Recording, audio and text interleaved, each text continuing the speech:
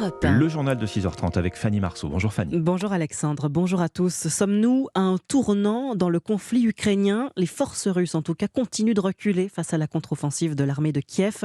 Volodymyr Zelensky assure désormais que 6000 km² de terrain ont été récupérés.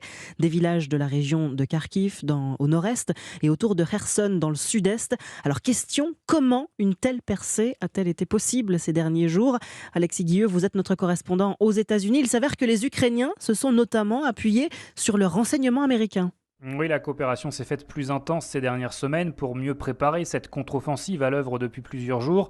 Une stratégie que Kiev voulait d'abord garder secrète avant finalement de décider de communiquer ses plans avec Washington. Des discussions constantes ont eu lieu au cours de l'été. Elles ont permis aux États-Unis de fournir des informations précises sur les faiblesses de l'armée russe sur le terrain.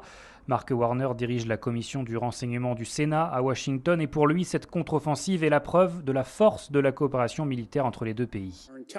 Le renseignement qui travaille avec les Ukrainiens et nos amis britanniques a vraiment pris par surprise les Russes et Vladimir Poutine.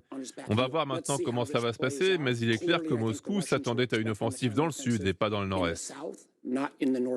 Depuis le début de la guerre, Washington voit clair dans le jeu de la Russie. C'est une arme extrêmement efficace pour l'Ukraine. Les renseignements américains ont déjà permis de frapper des postes de commandement russes et de tuer plusieurs généraux ennemis.